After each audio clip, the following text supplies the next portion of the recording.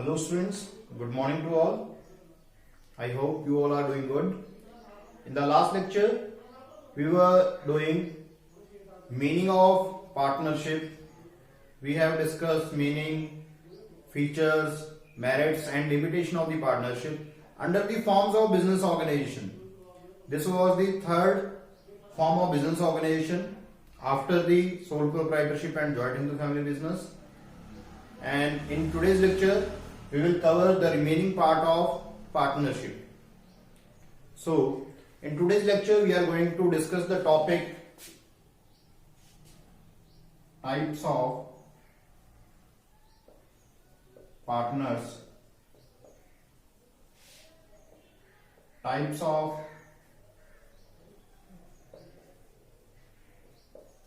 partnership,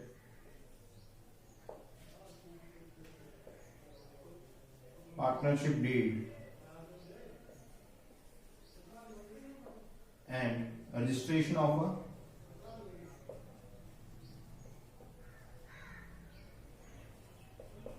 partnership firm.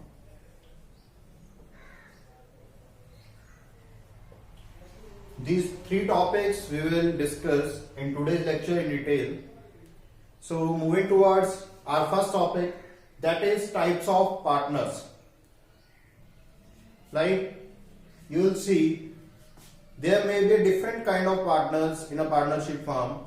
Some partner may take active interest in the business, some contribute capital in the business, some part in decision making, some do not take actively participate. So we have bifurcated types of partner into the 6 types. Mainly these are active, sleeping,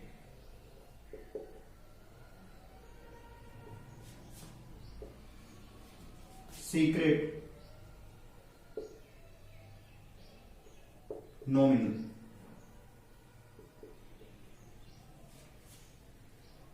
Next two are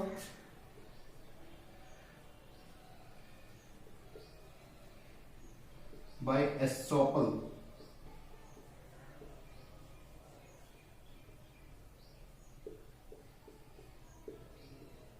holding out. हमने 6 तरह के partners लिए हैं. इनमें difference क्या होता है, meaning क्या होता है, ये मैं आपको इस लेक्चर में बताऊंगा कि टाइप्स ऑफ पार्टनर के अंदर हम 6 तरह के पार्टनर्स मैंने क्लासिफाई किए हैं. उनके बारे में डिटेल में बताता हूं. मैंने 4 क्राइटेरियाज सेट किए हैं इन पार्टनर्स के लिए. मेन क्राइटेरियाज क्या है, स्टार्टिंग से देखिए, जब पार्टनरशिप स्टार्ट होती है तो पैसे लेके आएंगे पार्टनर. पहला क्राइटेरिया मैंने सेट किया है कि कंट्रीब्यूट्स कैपिटल. सेकंड क्राइटेरिया मैंने सेट किया है, देखिए पैसा लगा दिया, अब वो क्या करेंगे, बिजनेस को मैनेज करेंगे, participation in management. Third criteria will be sharing profits and losses, and the last criteria will be their liability. ये 4 क्राइटेरिया हैं जिनके अकॉर्डिंग मैं आपको इनके बीच में डिफरेंस बताऊंगा और इनका मीनिंग क्लियर करूंगा. देखिए, एक्टिव पार्टनर कौन है. एक्टिव पार्टनर वो पार्टनर है जो कि पैसा लेके आएगा बिजनेस में. तो यहां पे मैं टिक लगा रहा हूं कि पैसा लेके आता है वो, contributes capital. Who also take active part in the management of the business. यहां पे भी वो काम करता है कि मैनेजमेंट में वो डेली वेज में पार्टिसिपेट करता है, डिसीजन मेकिंग में अपना पार्टिसिपेशन दिखाता है. Shares profits and losses of the business. Business के प्रॉफिट्स भी और लॉसेस भी सभी शेयर करता है वो. And last one, his liability will be unlimited. देखिए, मैंने स्टार्टिंग में बताया था कि पार्टनरशिप में ये फीचर है कि लायबिलिटी सभी की अनलिमिटेड रहेगी. तो लायबिलिटी में ये टेक पहले से लगा सकते हो कि सभी में अनलिमिटेड ही जाएगी. बाकी 3 के बिहार पे डिफरेंस रहेगा. एक्टिव पार्टनर को अगर डिफाइन करना हो, it is the partner who contributes capital in the firm and actively take participate in the management of the firm, shares profit and losses and having unlimited liability in the partnership firm. Second is sleeping partner is also known as dormant, इसे dormant भी बोला जाता है। देखिए name से clear है, active था जो एक्टिवली काम कर रहा है सभी में। स्लीपिंग क्या है, बाकी सारा काम करता है, बाकी सभी में दूसरे पार्टनर्स की तरह ही है, बस ये स्लीपिंग थोड़ा आलसी कह सकते हैं हम एक तरीके का, कि ये मैनेजमेंट में पार्टिसिपेट नहीं करता। पैसे लेके आता बिजनेस में, मैनेजमेंट में पार्टिसिपेट बिल्कुल नहीं करता, और प्रॉफिट और लॉस शेयर करता है। लायबिलिटी इसकी भी क्या रहती है, अनलिमिटेड। ये 4 क्राइटेरिया मैंने मापे हैं, देखिए। First criteria capital contribution, second participation in management, third one is sharing profit and losses, fourth one is liability. Sleeping partner is likewise active partner except he does not participate in the management or day-to-day routine activities. Third type of partner is secret. देखिए secret partner वो बिल्कुल ऊपर वाले partners की तरह ही है, name बता रहा है सीक्रेट, कि पॉपुलर जो नॉर्मल हमारे लोग हैं, पीपल है, उनको नहीं पता बिजनेस में कोई पार्टनर है, एबीसी पार्टनर है, ए और बी के बारे में सभी को पता कि पार्टनर है, सी एक सीक्रेट पार्टनर है जिनके बारे में आप लोगों को नहीं पता, उसे बोला जाता है सीक्रेट पार्टनर। ये पार्टनर पैसे भी लगाएगा, मैनेजमेंट में भी पार्टिसिपेट करेगा, प्रॉफिट एंड लॉस भी शेयर करेगा, लायबिलिटी भी इसकी अनलिमिटेड ही रहेगी, इसे बोला जाता है secret partner. Next one is nominal. Nominal को अगर ट्रांसलेट करें हिंदी में, नाम मात्र, जो सिर्फ नाम का पार्टनर है। इट मीन्स ना तो वो पैसे लगाता बिजनेस में, he does not contribute any kind of capital and he does not actually took participation in the management में भी participate करता हूं, and sharing profit and losses, आम तौर पे जनरली वो कोई प्रॉफिट्स और लॉसेस नहीं शेयर करता, क्योंकि वो नाम का पार्टनर है, लेकिन उसकी लायबिलिटी क्या रहती है, अनलिमिटेड। लायबिलिटी का मीनिंग क्या है यहां पे, कि प्रॉफिट और लॉसेस वो शेयर नहीं कर रहा, लेकिन अगर बाय चांस फर्म में लॉसेस इतने ज्यादा आ गए कि फर्म को डिसॉल्व करना पड़ गया क्रेडिटर्स ने, तो क्रेडिटर्स इसकी पर्सनल एसेट्स भी सेल आउट कर सकते हैं, इस पे भी गार्ड गिर सकती है, क्योंकि ये फर्म का क्या है, नॉमिनल पार्टनर है। अब नेक्स्ट है ये दो partnership, partner by estoppel and partner by holding out. इनमें एक बिल्कुल नैरो सा डिफरेंस है, बच्चे काफी कंफ्यूज हो जाते हैं। आप इस वीडियो को ध्यान से देखेंगे तो आपको इन दोनों के बीच का जो डिफरेंस है वो क्लियर हो जाएगा। Partner by estoppel, estoppel means अपने एक्ट के द्वारा वो जाहिर कर रहा है, बता रहा है कि मैं पार्टनर हूं। सपोज मैं एक बिजनेसमैन हूं और मुझे कोई डील करनी थी, I have took one of my friend Manish with me, मैं उसे अपने साथ ले जाता हूं, and while in the meeting he take actively part in the negotiation process. उसने जिस पार्टी के साथ मैं मीटिंग करने गया था, सपोज XYZ लिमिटेड कंपनी थी, सॉफ्टवेयर कंपनी थी, उसके साथ मैं डील करने गया था, तो मेरे दोस्त ने एक्टिवली पार्टिसिपेट किया उसमें नेगोशिएट करने में, कॉन्ट्रैक्ट लेने में, और उसने अपने एक्ट के द्वारा ये जाहिर किया कि वो भी पार्टनर है। जो सॉफ्टवेयर कंपनी थी उन्होंने ये सोच के मुझे कॉन्ट्रैक्ट दिया है कि ये भी पार्टनर है, क्योंकि उसने एक्ट ही ऐसा किया है, सारे जो नेगोशिएशन प्रोसेस थे उसने खुद किए हैं, तो उसने अपने एक्ट के द्वारा ये दर्शा दिया कि वो भी एक पार्टनर है। Partner by estoppel, estoppel means अपने एक्ट के द्वारा जो पार्टनर ये शो करे, प्रेजेंट करे, रिप्रेजेंट करे कि he is a partner in the firm, although he has not contributed any capital, does not participate in the management, does not share profit and losses, but he has represent himself as a partner, so he will be liable for the business losses.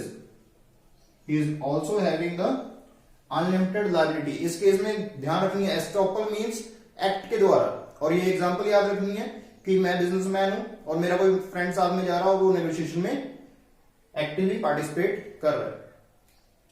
Holding out, holding out क्या होता है, रोक के रखना, hold out, बाहर आने से रोकना एक तरीके से। आप इस वे से अगर याद करेंगे तो आपको भूलने नहीं वाला है।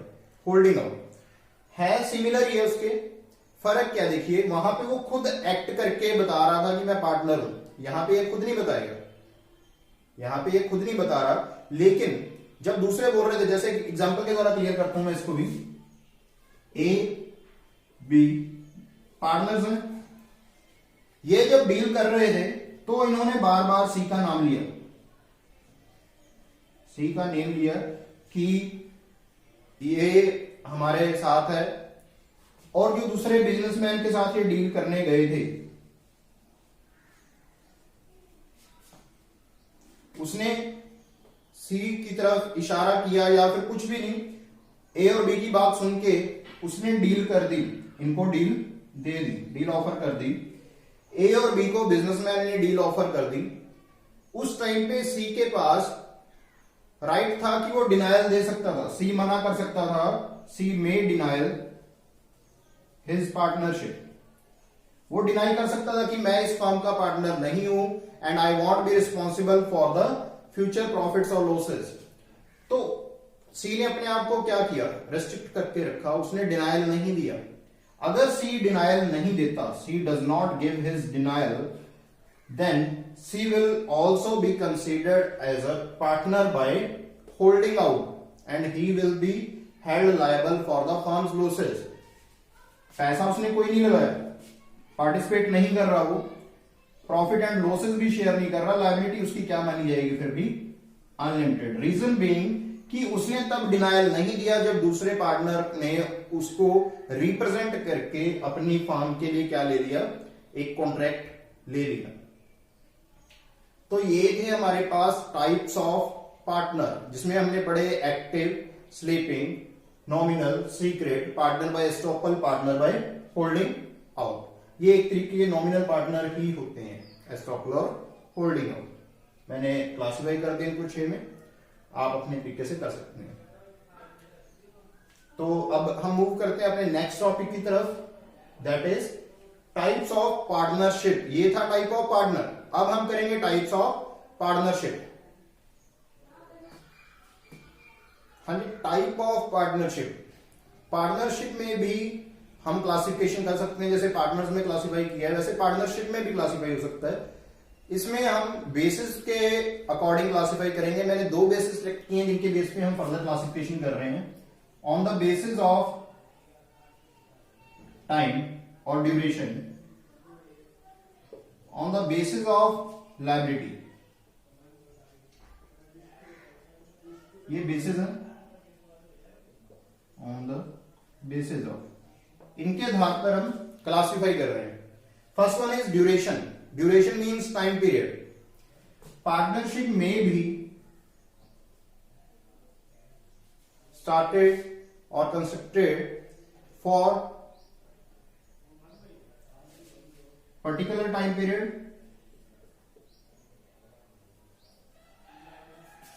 और पार्टनरशिप में be constructed for particular time period और it may be at will. इसको समझते हैं हम पहले। ड्यूरेशन में देखिए पार्टनरशिप एट विल, विल मतलब उनकी इच्छा से, जब पार्टनर चाहते हैं तब वो पार्टनरशिप को एंड करेंगे। अगर पार्टनर अपने आप नहीं चाहते तो पार्टनरशिप कभी खत्म नहीं होने वाली, कि अनलिमिटेड टाइम पीरियड के लिए उन्होंने पार्टनरशिप फॉर्म अपनी स्टार्ट की है। This is known as partnership at will. Second है particular partnership, the partnership which is made for a particular thing. Suppose जैसे एक national highway, national highway number 71 है जो JSDC ग्रुप ने बनाया है, ठीक है, या फिर रोहन राजदीप बनाते हैं, वो 2 कंपनीज हैं, 2 पार्टनरशिप फर्म है, उन्होंने कोलैबोरेट कर लिया कि हमने ये रोड बनाना है, उसके लिए हम ये तैयारी कर रहे हैं, पार्टनरशिप कर रहे हैं। जब वो रोड पूरा हो गया तो वो पार्टनरशिप अपने आप क्या हो जाएगी, एंड हो जाएगी। उसे बोला जाता है पर्टिकुलर, जो किसी खास काम के लिए बनाई गई है और वो काम पूरा होने के बाद वो अपने आप क्या हो जाएगी, it comes to an end, that is known as particular partnership. एक लायबिलिटी के बेस पे भी हम क्लासिफाई कर सकते हैं 2 तरीके से। एक होती है general partnership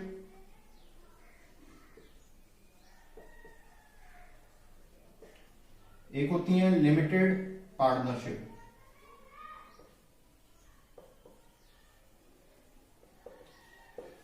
general partnership, general में क्या होता है, जो आम पार्टनरशिप है जो मैंने बताई है, स्टार्टिंग से हम पढ़ते आ रहे हैं, जिसमें क्या रहेगा कि दो पार्टनर होंगे, दो या दो से ज्यादा पार्टनर होंगे, ठीक है, एजेंट एंड प्रिंसिपल के रूप में वो काम कर रहे हैं, एक का एक्ट सभी पे बाइंड है, सभी की क्या है, अनलिमिटेड लायबिलिटी है, ये होती है जनरल पार्टनरशिप। एक होती है लिमिटेड पार्टनरशिप। फर्क क्या देखिए, जनरल पार्टनरशिप जो हमने सारा कुछ पढ़ा, ये जनरल के बारे में था, इससे पहले जो कल के लेक्चर में हमने सारा कुछ किया ये जनरल पार्टनरशिप में था। लिमिटेड में क्या रहेगा, एक पार्टनर की liability, at least one partner must have unlimited liability.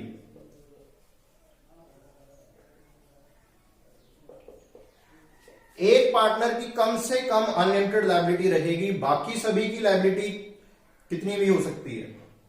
देखिए इनमें फर्क क्या है, एक तो ये फर्क है कि इसमें सभी की अनलिमिटेड है, इसमें एक की कम से कम अनलिमिटेड रहेगी, बाकी सभी की जितनी मर्जी हो सकती है। और जनरल में और लिमिटेड में एक और फर्क है कि ये डेथ से, इंसॉल्वेंसी से पार्टनरशिप खत्म हो जाती है, लेकिन लिमिटेड पार्टनरशिप में जब तक अनलिमिटेड पार्टनरशिप वाला मेंबर सर्वाइव कर रहा है तब तक पार्टनरशिप एंड नहीं होती। दूसरे पार्टनर जो जिनकी लायबिलिटी लिमिटेड है वो जा सकते हैं, आ सकते हैं, लेकिन जब तक अनलिमिटेड वाला पार्टनर जीवित है तब तक पार्टनरशिप एंड नहीं होती। इसे बोला जाता है लिमिटेड पार्टनरशिप। ये इंडिया में प्रिवेल नहीं कर रही थी, इनको परमिशन नहीं थी before 1991।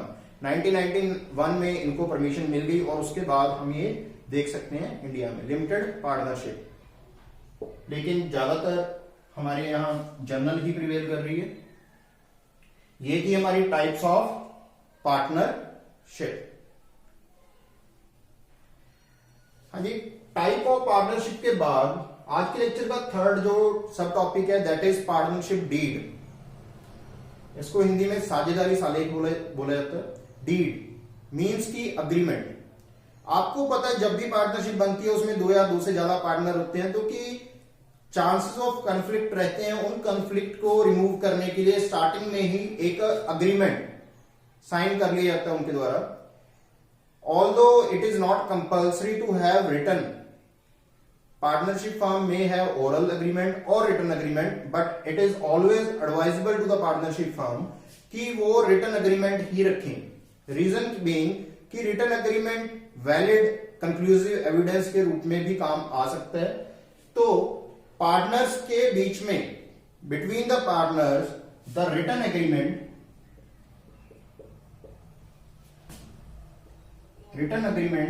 between the partners is known as partnership deed. जो रिटन एग्रीमेंट होता है पार्टनर्स के बीच में उसे बोला जाएगा partnership deed. And it must contain the essential information regarding the partnership firm.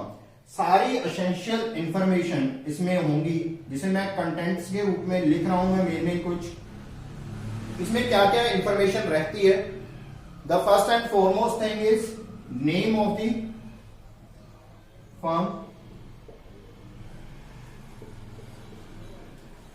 location of the firm,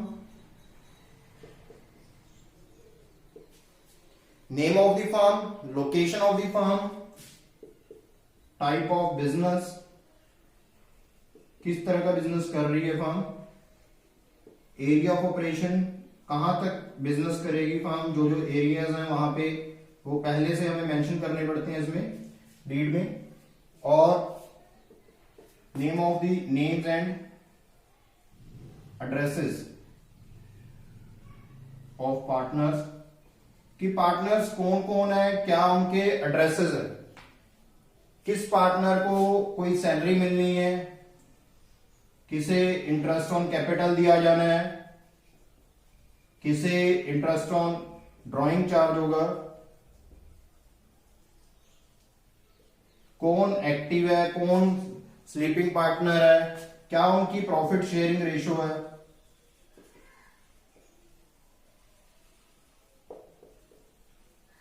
in +2 class you have to prepare the account of the partnership firm. First book आपकी यही रहेगी, उसमें important रहेगा ये theoretical part.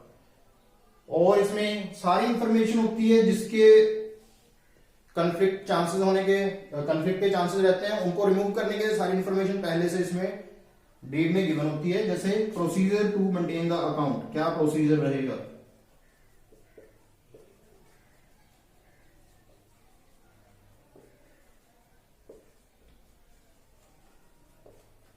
जो return agreement है जिसमें सारे ये कंटेंट होंगे उसे बोला जाएगा पार्टनरशिप डीड।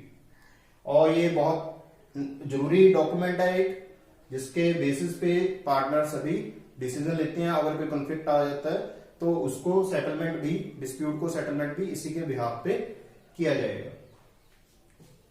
लास्ट जो पॉइंट है आज के लेक्चर का, registration of the partnership firm. Registration होती क्या है, जरूरी है या नहीं, किसके पास करवानी पड़ेगी, कैसे होगी प्रोसीजर, ये सारा इस टॉपिक के अंदर हम रीड करने वाले हैं, डिस्कस करने वाले हैं।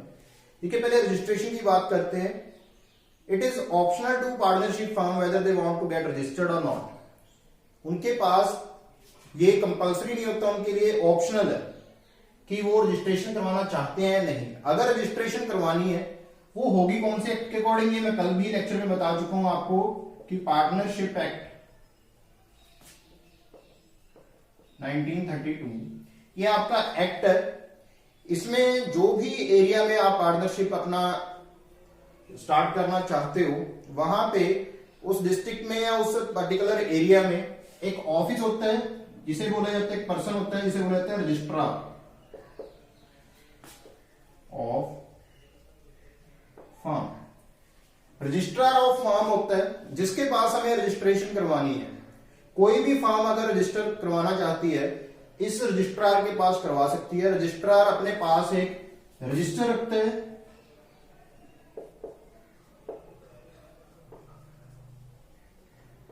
ये फर्म का रजिस्टर कहा जाता है, इसको रजिस्टर ऑफ द फर्म। इसमें जिस फर्म का नेम रजिस्ट्रार के द्वारा नोट कर दिया गया वो रजिस्टर्ड होगी। ठीक है, लीगली वो रजिस्टर्ड होगी।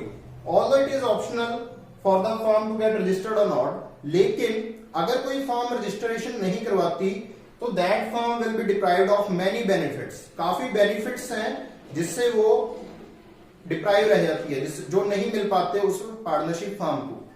जो बेनिफिट्स हैं अगर फर्म रजिस्ट्रेशन करवा लेती है तो क्या क्या क्या बेनिफिट्स हैं। एक तो पार्टनर क्या है, लीगल बन जाते हैं वो। पार्टनर में फाइल सूट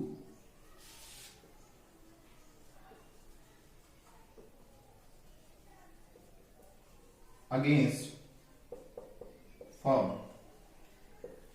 पार्टनर्स है, अगर फर्म कुछ गलत कर रही है या अदर पार्टनर्स, दूसरे पार्टनर्स के खिलाफ भी क्या कर सकते हैं, केस फाइल कर सकते हैं कोर्ट में।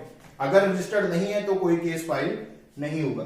सिमिलरली पार्टनर्स हैं जो क्रेडिटर्स के अगेंस्ट भी केस फाइल कर सकते हैं, या किसी और थर्ड पर्सन के खिलाफ जो कि फर्म की बेटरमेंट के लिए वो केस फाइल कर सकते हैं। लेकिन अगर रजिस्ट्रेशन नहीं होगी तो ये नहीं हो सकता। अब ये था कि कैसे रजिस्ट्रेशन करवानी है, किसके पास करवानी है। अब प्रोसीजर क्या है रजिस्ट्रेशन करवाने का, what is the procedure. The first thing you will have to do is to write application to registrar.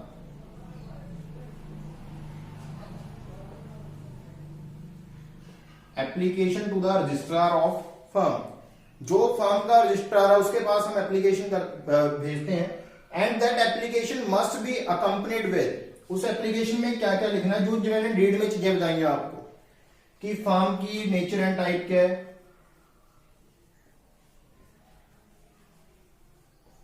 ठीक है, और जो भी एसेंशियल इंफॉर्मेशन है, नेम ऑफ द बिजनेस कि बिजनेस का नेम क्या है, और इसके बाद नेम के बाद कि एरिया ऑफ ऑपरेशन क्या है,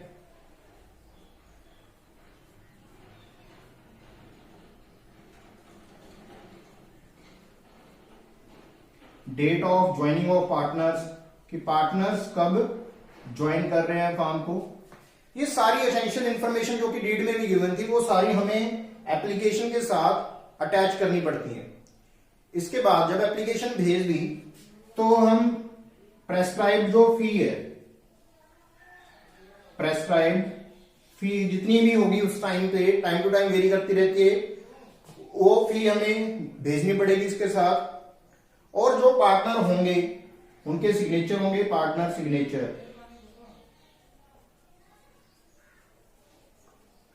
पार्टनर सिग्नेचर हो जाएंगे एप्लीकेशन पे सभी पार्टनर्स के। After that registrar of the firm will go through the application and if he feels that it is a valid information he will register that particular firm. अगर वो ये देख लेता है कि ये सारे डॉक्यूमेंट वैलिड है तो उस पार्टनरशिप फर्म को वो रजिस्टर कर देता है इस एक्ट के अंडर। तो ये था आज का लेक्चर। एक बार ब्रीफिंग कर लेते हैं हमने पढ़ा क्या क्या। Firstly we have done types of partner, active, sleeping, secret, nominal, partner by estoppel and partner by holding out. उसके बाद हमने टाइप्स ऑफ पार्टनरशिप पढ़ी है कि दो तरीके से, दो बेसिस पे क्लासिफाई करते हैं, या ड्यूरेशन के बेस पे या फिर लायबिलिटी के बेस पे। ड्यूरेशन में किया था पार्टिकुलर पार्टनरशिप एट विल और पार्टिकुलर, और जो दूसरी लायबिलिटी की बेसिस पे था उसमें किया था जनरल और limited. Third one was partnership deed. ये मैंने अभी बताया आपको कि जो सारी इंपॉर्टेंट इंफॉर्मेशन होती है वो partnership deed. Last one is registration of the partnership firm. ये हमने मोस्ट रिसेंट पॉइंट है जो की है, किसके पास करवानी है, रजिस्ट्रार के पास करवानी है। और प्रोसीजर मैंने डिटेल में आपको बताया कि एप्लीकेशन हमें लगानी पड़ेगी, फी प्रेस्क्राइब देनी पड़ेगी। ये सारा था प्रोसीजर। तो आज के लेक्चर में इतना ही। आई होप कि सभी ध्यान से सुनेंगे और सभी को समझ में आ गया होगा। With this, thank you, signing off.